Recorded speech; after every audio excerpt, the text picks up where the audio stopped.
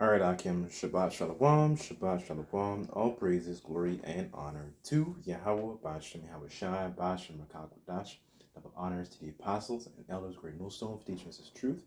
Salutations to the sincere Akim and Aquatham, and listen, may the blessing of election be upon your house. My name is Brother Requai, and back in here with another quick, more as well as always, an edifying lesson. And for today's lesson, I just wanted to go into a little bit of history, because I'm partially reacting to a lesson that the elder Manatazan did. So what I want to do, I want to play the clip so you brothers can get an understanding of what is being discussed here. And Yahweh Ratazah, Yahweh willing that this lesson may be edifying and comforting to your ears, right? So I'm just gonna play the clip here. So this is a lesson that was done by the elder, South Carolina, and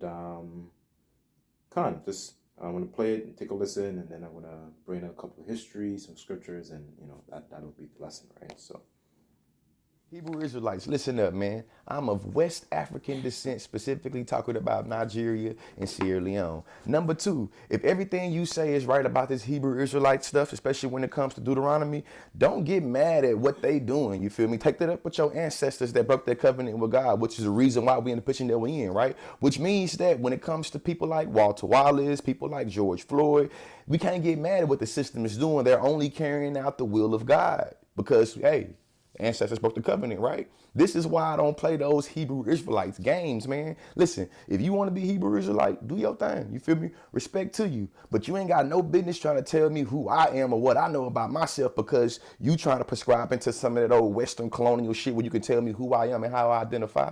You know what I'm saying? It has nothing to do with degrees. Before I had a degree, I knew who I was. And it wasn't Hebrew Israelite. You know what I'm saying? Watch how you come at me, man. I ain't coming at you with no disrespect. Don't come at me with no disrespect. You feel me? That's simple.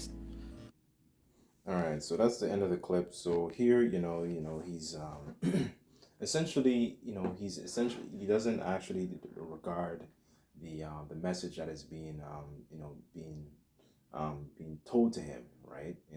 He strongly believes he's a West African, and if you really read Deuteronomy, those are parts of the curses that also fell upon us, right? So what I want to do, because I made that quick point, because the Israelites, what would happen to them is that they would essentially they would subscribe to a bunch of bywords, right? So let me get that real quick because he strongly believes he's a so-called Nigerian, and our people they mutter this nonsense without actually getting the history and the understanding, right? But Jake, it's one thing I've observed with these particular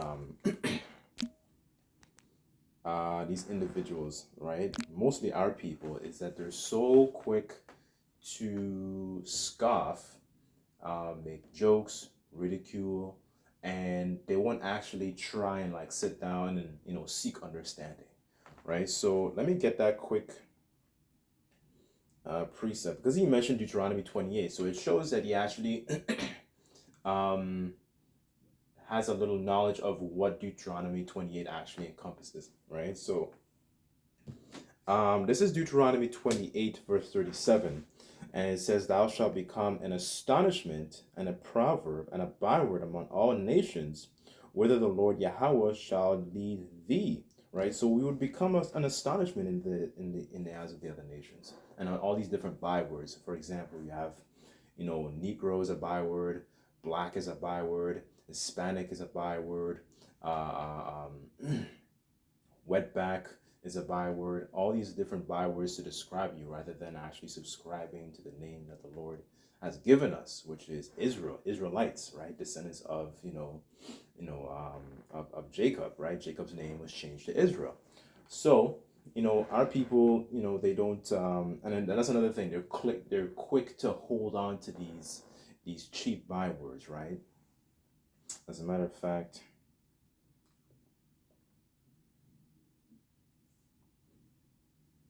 okay, this is Isaiah 45, verse 4, and it says, "For Jacob, my servant's sake, Israel, mine elect, I have called thee by thy name. I have surnamed thee, though thou hast not known me." Right? So, our people don't know the ways of the Heavenly Father because there's a part of knowing a name, a it it outlines also a reputation. That's what a name means. When you go into the etymology of the word, like name, and then it goes into shum, right, which is name, and then it there's a reputation that comes with that, right? We're a reputation of we're a holy people unto the Lord thy power, and the Lord thy power hath chosen thee to be a special people. Now, let me before I ramble on too much, I kind of wanted to touch on the fact that our people, for example, they will essentially scoff, ridicule, make fun of, so on and so forth, rather than actually try to, seek understanding, right? This is the nature I've noticed, you know, when they hear that, okay, they are the people in the Bible, right? And they are the ones that fell away from their heritage. Scriptures say that, we would discontinue from our heritage, right? So, this is Sirach, or Ecclesiasticus 11, verse 7, and it says, blame not before thou hast examined the truth. Understand first, then rebuke, right? So, our people, what they do is they kind of switch the order. So they rebuke first without actually trying to get the understanding. And what happens is, because they don't get they don't, take the time to actually, slow down and get the understanding, then, they administer essentially a sacrifice of fools. So they just mutter a bunch of nonsense, right? And don't know what they're talking about. Because our people are very foolish, right? So, okay, so what I want to do, okay, let me go back to Deuteronomy, and then I'm going to bring out an excerpt in the one of my books here I got.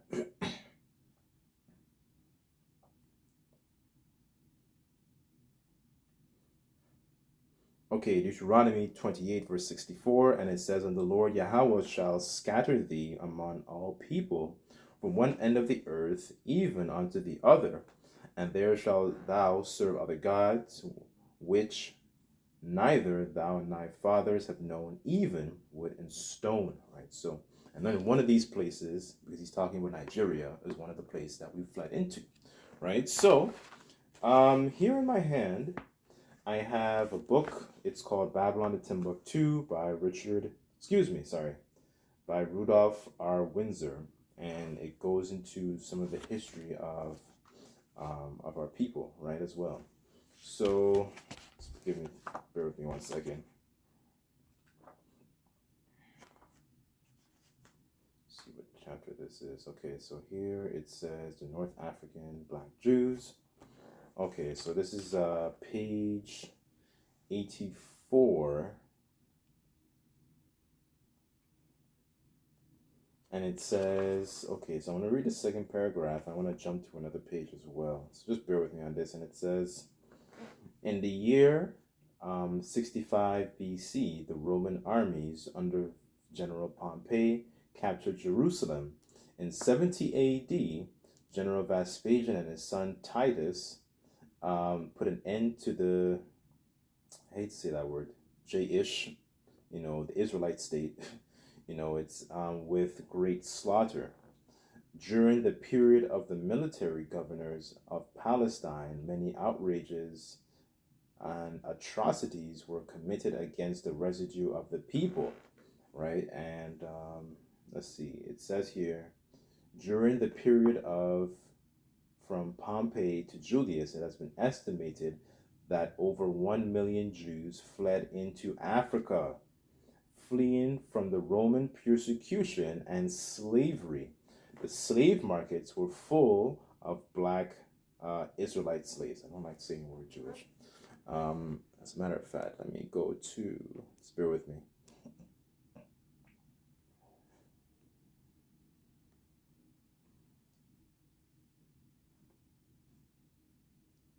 Okay, this is Luke 21, verse 20, and it says, and when ye see the Jerusalem compassed with armies, know that the desolation thereof is nigh. So this is Yahweh speaking. And it says, and let them which are in Judea flee into the mountains, and let them which are in the midst of it depart out, and let not them that are in the countries enter thereinto. For these days are the days of vengeance, that all the things which are written may be fulfilled.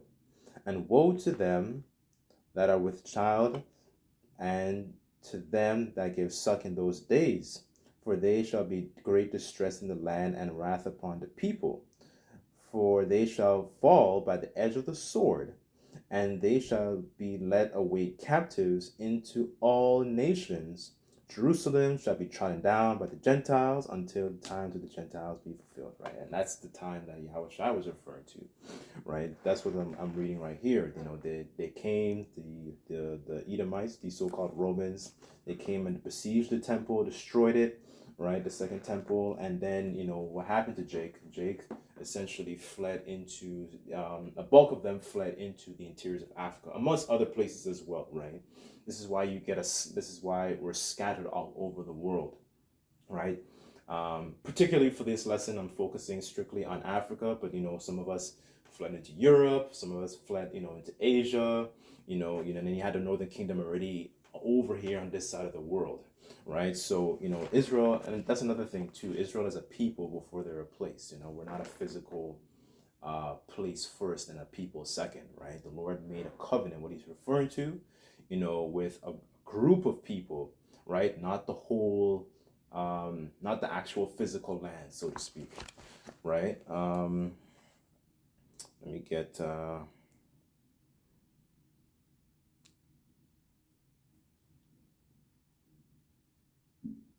okay, this is Exodus 24, verse 6, and it says, And Moses took half the blood and put it in basins, and half the blood hath he sprinkled on the altar. And he took the book of the covenant and read it in the audience of the people, and said, All that the Lord Yahweh, Bashem Yahushai, hath said we will do, and we will be obedient. Right? So this is this is the children of Israel. They made a covenant, with the Lord, right? We're not, there wasn't other nations that were present. We're a people first, right? Okay, let me get, hold on, because there was another point this book also made that was very interesting. Just bear with me on this. Because, Jake would, they would essentially just talk a bunch of nonsense without, understanding. But like the scriptures say that Israel hath obtained which they seeketh for, and the rest were blinded, to roughly paraphrase. The election, have obtained it, and then the rest were blinded, It says, okay, hold on.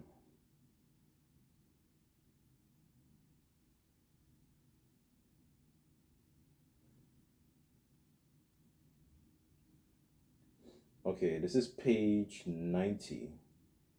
And it says, The Jews came into Western Sudan from Northern and Eastern Africa as a result of chain of commercial and persecutory migrations, right? So we keep in mind, that's one of the reasons we fled from Jerusalem, because the armies were coming in, and then we fled because, we were being persecuted, right?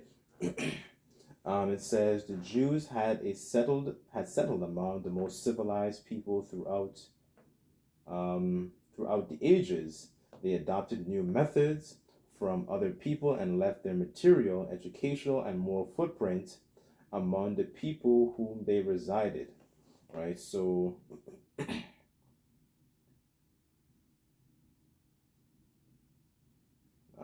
Jumping down, just bear with me on this. The black Jews had an advantage over the African tribes. So right here and there, it actually makes a distinction as well, because it shows that the author is actually showing that, okay, there is a difference, and there is a difference pursuant to Exodus 11, right? Because the Jews, the Israelites came from a specific line of Shem, not to Abraham, Isaac, and Jacob, and then you had the actual Africans who are descendants of Ham, right? They are progenitor of the dark races, exception for the Negroes, right? So it says the black Jews had an advantage over the African tribes, and it says they carried their culture, history, laws, and written records with them. This assured them a constant precedent of development of higher social organization because of the stability of the black I'm just going to say Israelite culture.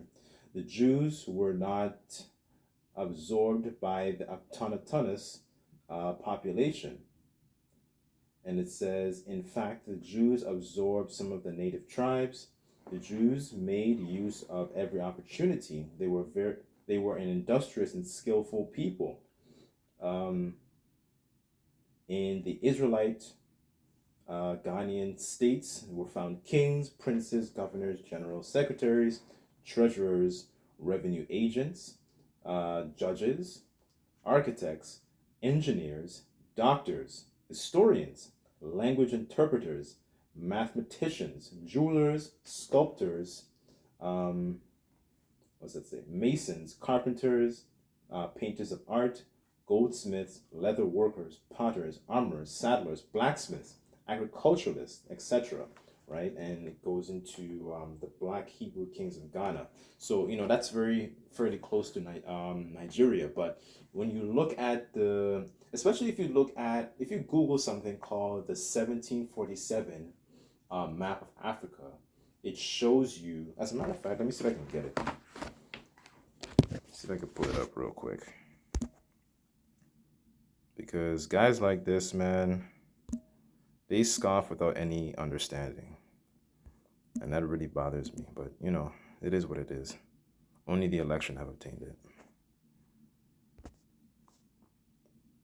Let's see. 1747 map of Africa. Emmanuel Bowen. So Emmanuel Bowen essentially was a very skilled cartographer. Cartographer is just somebody who specializes in making maps. So there's something I just want to... It might be a bit hard to see, but I want to try to get it here.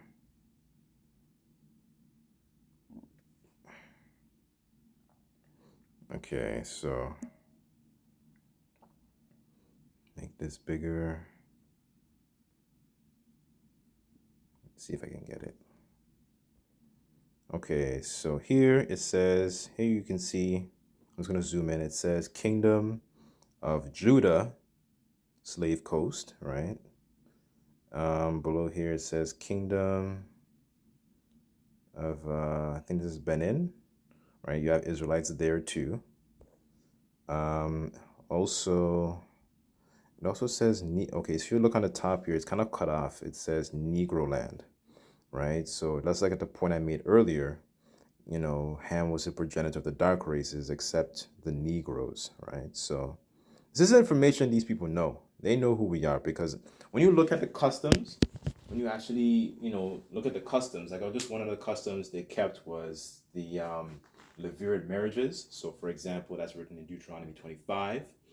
Jake kept these customs when they fled into Africa, right? So what this guy is mumbling on about, he's not somebody who has a lot of understanding, right? So, okay, let me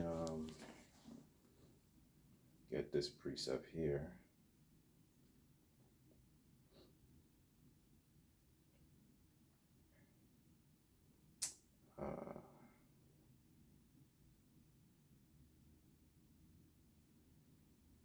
Okay, Sirach 21 verse 15, and it says, for if a skillful man hear a word, he will commend it and add unto it. But as one that hath no understanding heareth it, it displeaseth him, and cast it behind his back, right? So, he casts the word behind his back because he doesn't have the understanding of our people, what happened to them, the diaspora, because we fled into like multiple different, we're all over the world, right? We're the sand of the sea, right? So when you have somebody who doesn't have the understanding, they cast the word behind their back, right? I kind of wanted to get this in the New Testament. Just bear with me.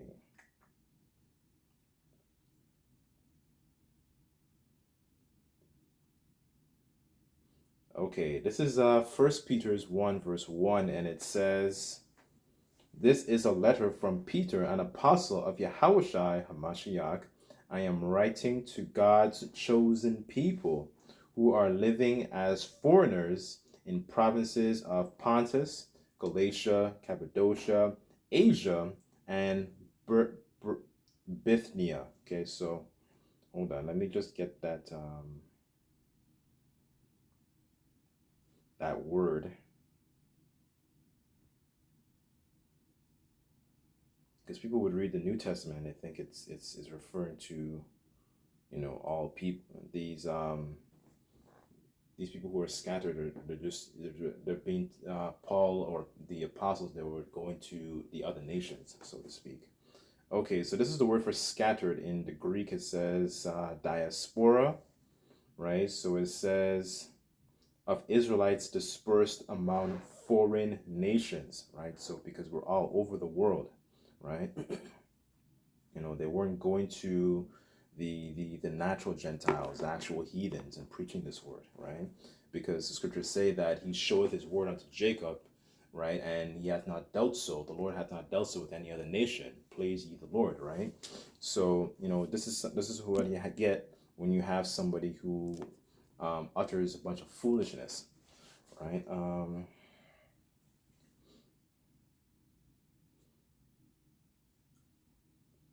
Okay, this is Proverbs 1 verse 20, and it says, wisdom crieth without, she uttereth her voice in the streets, excuse me.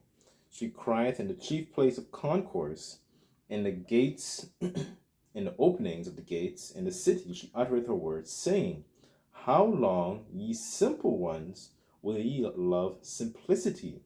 And scorners delight in their scorning, and fools hate knowledge, right? So, how long will you delight being an idiot, being simple? The scriptures say, turn thee, O Jacob, so thou mayest be illuminated. You have to be illuminated in righteousness. And that comes with part of knowing you are, is also knowing your enemies and knowing what your enemies is up with, is planning in the future, right? Like, for example, with that grain of rice. You look at the focus and study the way your enemy. You need to study your enemy, right? But Jake doesn't, they just, it just seems to be cool just to, be ignorant, to be eloquent, not, I guess, well spoken, but in the point of, they delight in staying in the condition that they are, right? So, they don't want to come up on a level, right? And, our forefathers were very great individuals, right? They weren't, ordinary men, right? But our people, they like to stay in that fashion of being black. There is no, the Lord didn't create a black nation, right? Right? The Lord didn't create a Hispanic nation. The Lord didn't create these nations. We are Israelites. That is our bloodline. That is our heritage, and we discontinued from our heritage, right? So anyways, that's kind of what I kind of wanted to hit there, just make it a little bit interesting, because, they were Hebrew kingdoms, that existed in the early, what would you say, like, 15, 1600s, even more, like, earlier than that, right? I don't want to make the lesson too long. Like, here it mentions you have the Zah dynasty, you also have the, you even have a lot of these other these West African tribes. A lot of them kept a lot of the customs, Israelite customs. For example, like the high priest, polygamy. What else you got? You got circumcision, right? They kept a lot of these customs, right? So this is what happens when you have a guy that's just muttering a bunch of nonsense and doesn't know what he's talking about. So, anyways, I guess I'll leave it here, but hopefully this lesson was edifying. Just like to give all praises, glory, and honor to Yahweh Bashem Shai. Until next time, I say Shabbat Shalom.